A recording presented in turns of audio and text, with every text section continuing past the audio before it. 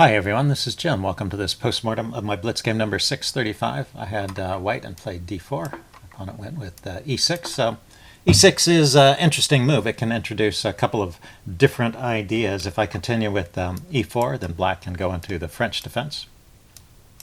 And if I continue with c4, then black can play the Dutch defense against a classical setup. So a couple different options for white here as well.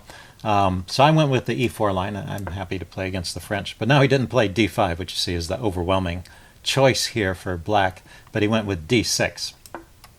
So I called this the Lengfellner system, which is the name given by my copy of ECO, the Encyclopedia of Chess Openings. But the Lee Chess opening classifier called this the rat.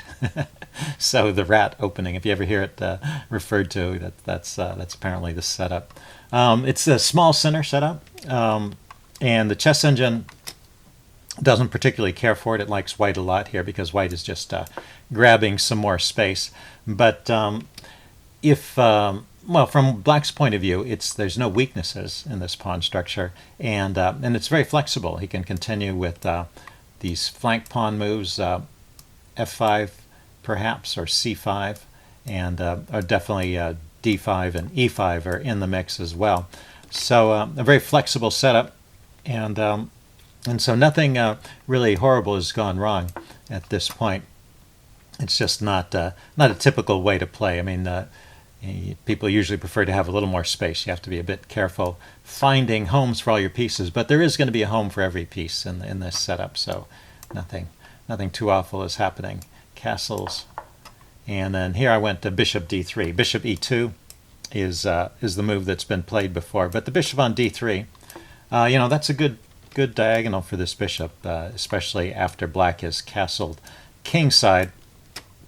So I think that's a fine move for white. A lot of times you can't play bishop d3 here because it blocks the queen's view of the center, or you don't want to play it because it takes off some pressure from the center. But in this case, there's no threats against my d pawn, so that's adequately defended, and so why not play bishop d3? Okay, so my opponent goes for counterplay along this light squared diagonal with b6, or at least that's what I thought the idea was. I castled, and then he went to bishop to a6, kind of a surprising move. And already here the chess engine wants to start pushing these pawns forward in the center, but I just want to kind of hold the center, and I'm not too worried about his d5 push. Although if he wants to play d5, this might be a good time to do it because he can at least use that as an opportunity to exchange off this dangerous bishop, or at least threaten to. He played h6 here, so I think that's a bit of a mistake. That's kind of a slow move in this position, and he should probably be thinking about where to place his knight. I think moves like knight to d7 followed by c5 would be logical in this position. So h6 is a little bit of a wasted move, and that gives me time. I get my bishop off that diagonal, and I prepare to play queen to d3. And now he plays d5, and this position is already losing for black. It just shows how careful you need to be when you're a little short on space. So just a couple of slow moves, and it's game over. Now I didn't finish this in the most convincing way. The best way to play this is the immediate e5. So you play e5, kicking the knight, and if the knight just drops back, say it goes to d7, then you go with queen d3, the setup I had in mind. And between the queen and the bishop battery, and then this battery here, there's no good way to deal with all these threats.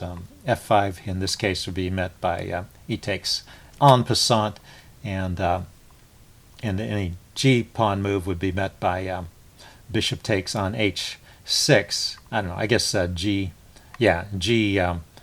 doesn't help because the queen comes in with mate. So black is already lost here. He has to give up material to stop the attack.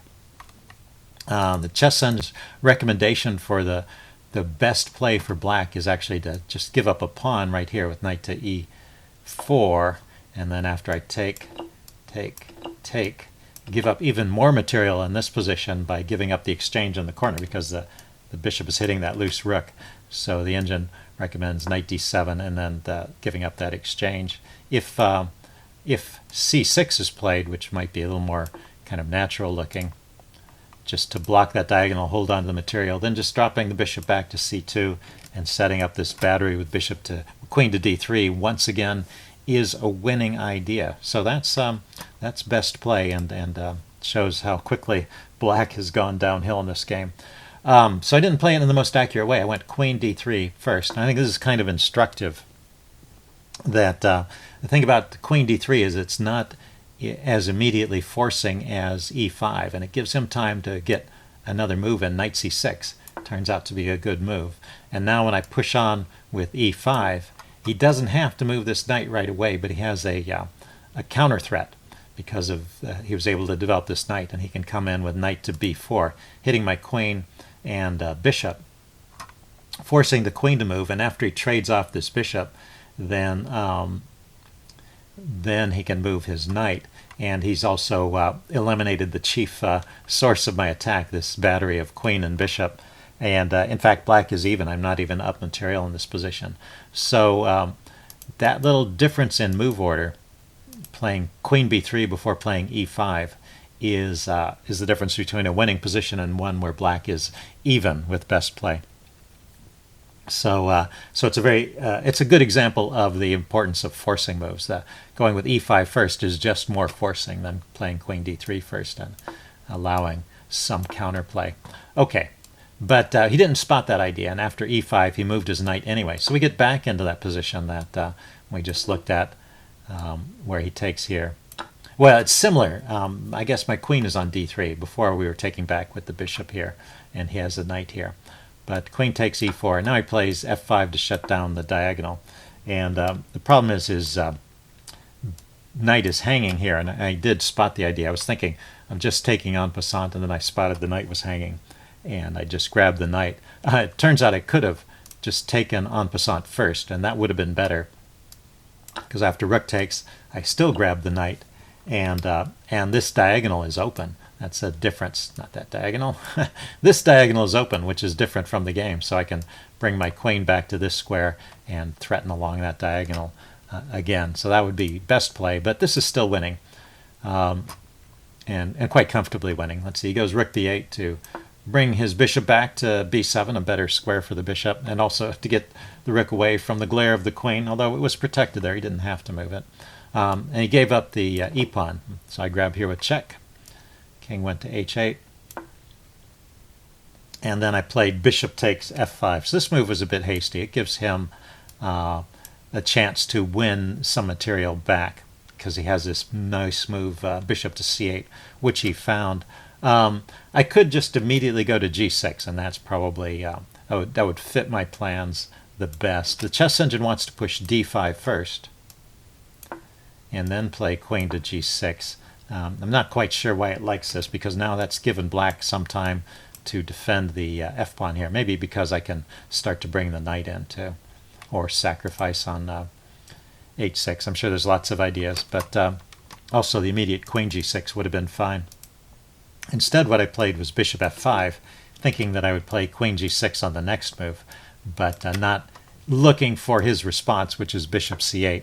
And that wins a piece back. I was up a piece and some pawns, and now I'm just going to be up the pawns because there's no way to defend this guy. I have to get my queen out of the way, and then he can just grab it. So, but I'm still winning with all the extra pawns. In fact, these center pawns are really quite strong here. Let's see. He goes bishop e4, and I went bishop e3, figuring to protect the d-pawn if he takes the my knight here.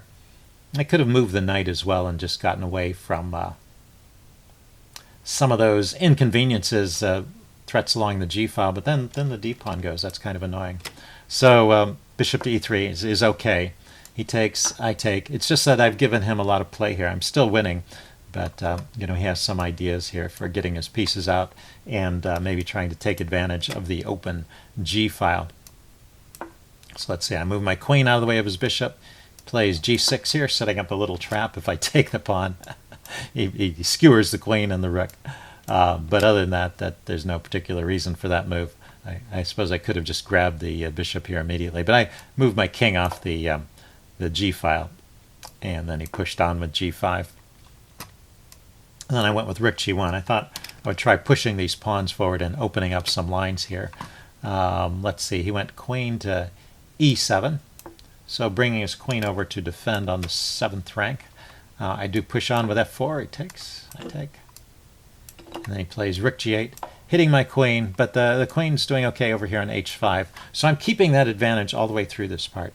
I think I never really let it go. Let's see, he could trade here, but he took on f2 first. But I did overlook a few things. Let's see, I went queen takes h6 check, went queen to h7, rook takes g8 check. This is okay. I checked with the engine to see if there was some mating pattern there with queen to f6, but it turns out there was nothing. So, well, nothing better than what I did. So this is all okay. I just go for this endgame.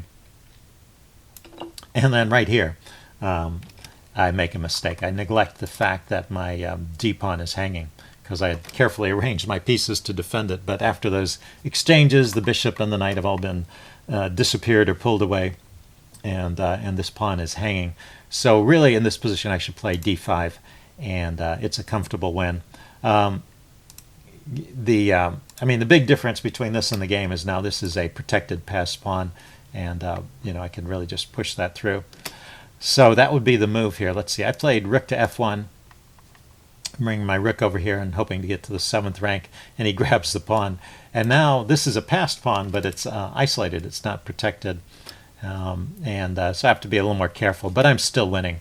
And let's see, how much longer does the game go? Yeah, I mean, I never give up the edge from here, so let's just continue the game. I managed to hold on to the pawn, and actually I don't manage, I'm sorry, that's right, but he when he wins the pawn, he wins it at the price of removing all the material from the board and leaving me with the winning king and pawn ending with the outside pass pawn.